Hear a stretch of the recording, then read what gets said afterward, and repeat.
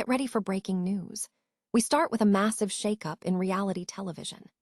The Married at First Sight UK franchise is reeling after serious allegations surfaced in a new BBC Panorama investigation.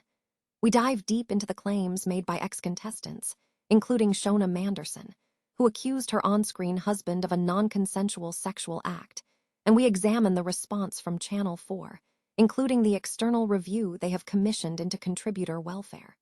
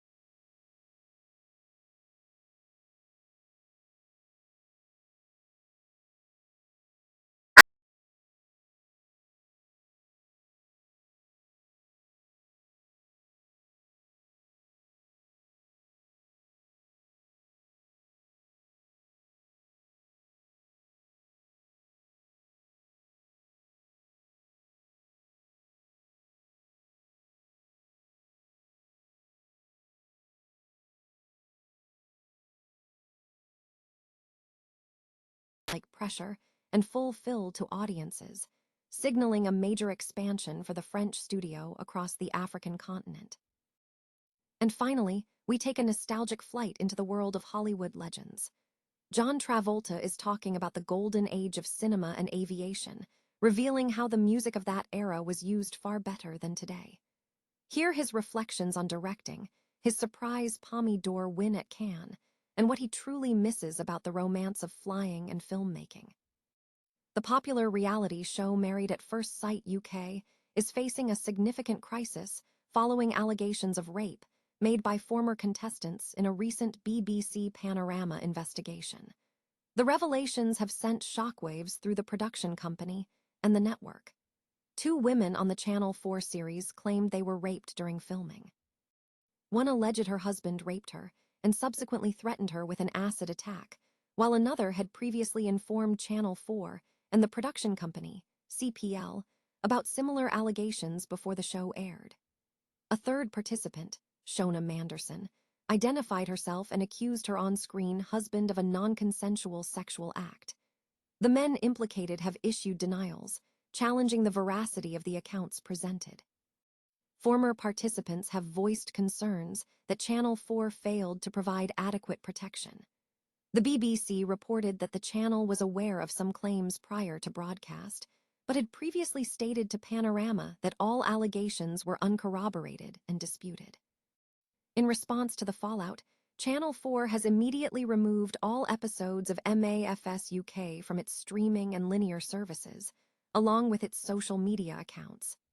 Additionally, sponsorship from the holiday company TUI has been paused.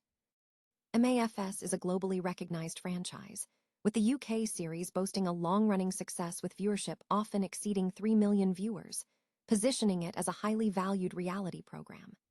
As a response to the controversy, Channel 4 stated it had commissioned an external review into contributor welfare in April.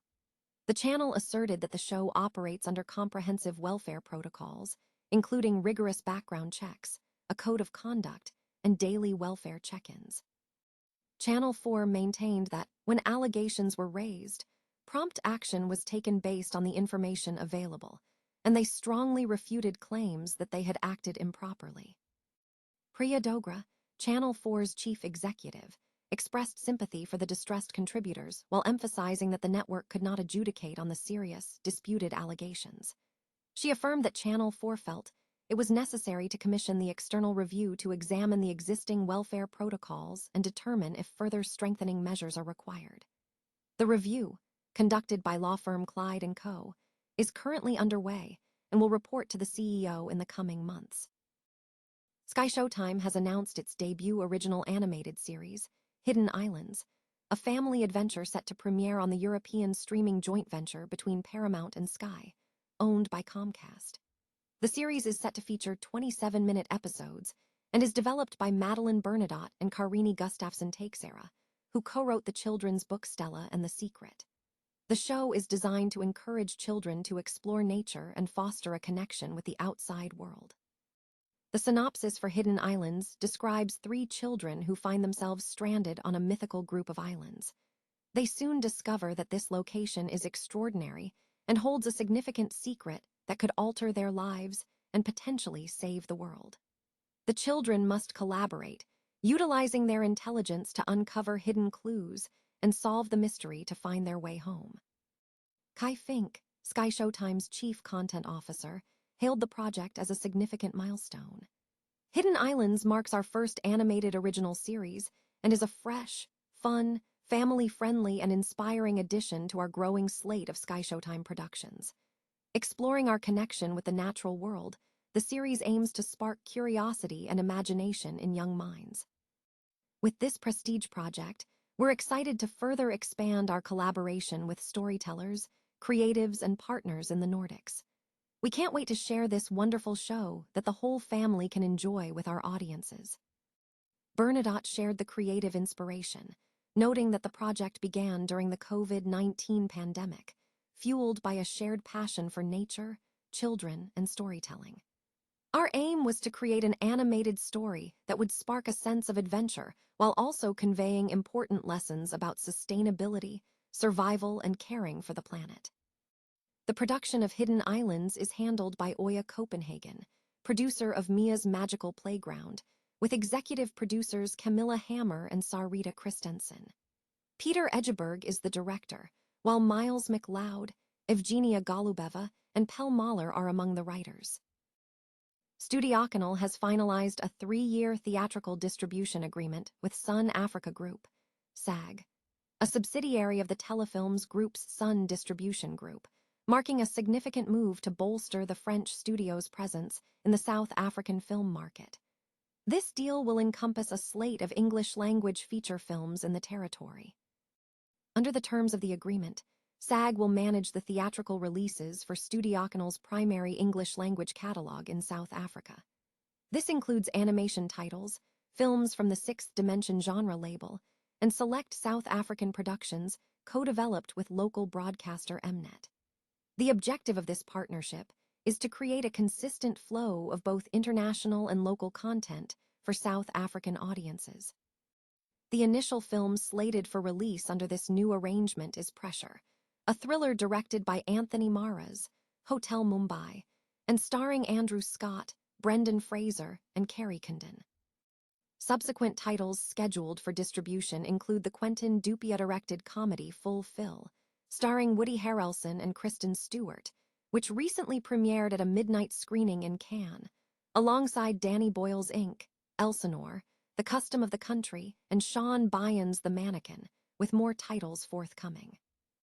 This collaboration builds upon a pre-existing relationship between Studiocanal and SAG, which dates back to SAG's inception, including prior work on the South African release of the drama We Live in Time, produced by Studiocanal and starring Andrew Garfield and Florence Pugh.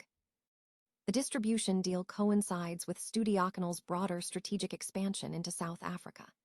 The studio recently announced The Road Home, directed by Academy Award winner Bill Condon and starring Cynthia Erivo, which is scheduled to commence filming in the country at the end of June. This film explores the friendship between musicians Hugh Masekela and Paul Simon against the backdrop of apartheid-era South Africa, signaling Studiocanal's interest in stories deeply rooted in the region. This strategic distribution move is part of a wider initiative by Studiocanal's parent company, Canal Plus, to significantly increase its creative and commercial footprint across the African continent. Actor John Travolta has made a significant leap into directing with his debut film, Come Fly With Me, and has garnered considerable acclaim at the Cannes Film Festival, unexpectedly receiving an honorary Palme d'Or. Following his presentation, Travolta reflected on the golden age of Hollywood, the intersection of cinema and music, and his personal passion for aviation. The film Come Fly With Me is framed as a journey through memory, evoking nostalgia for a bygone era characterized by the freedom to smoke and a deep appreciation for air travel. Travolta, who portrayed iconic roles such as Danny Zuko and Vincent Vega, has now expanded his portfolio to include filmmaking. He described the process of writing the film as an intense, 10-day effort fueled by childhood memories, working tirelessly to capture the spirit of his youth.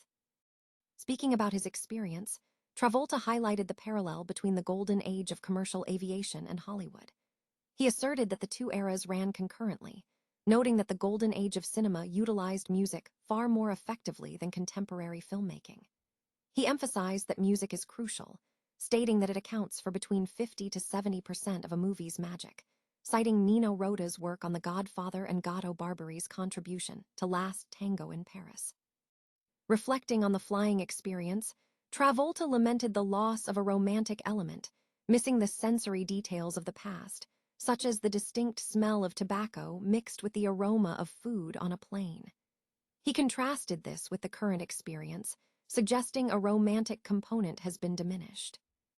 When discussing his directorial aspirations, Travolta stated that his drive comes from being completely inspired, drawing parallels to figures like Quentin Tarantino. He credits many acclaimed directors, including Fellini, Bergman, and Truffaut, as his references, noting that the musicality in their work consistently inspires his vision. Travolta also shared personal insights, revealing that his love for aviation began at the tender age of 5, growing up near major airports in New Jersey. He expressed pride in his daughter, Ella Blue Travolta, noting his efforts to introduce her to the world with the same fanfare reserved for major stars. Receiving the honorary Palme d'Or at Cannes, Travolta expressed profound emotion, stating, "The tears were real," acknowledging the recognition within the auteur cinema community. He concluded by reflecting on his legacy, admitting he has never stopped to define it, feeling instead an important sense of significance derived from the festival's recognition.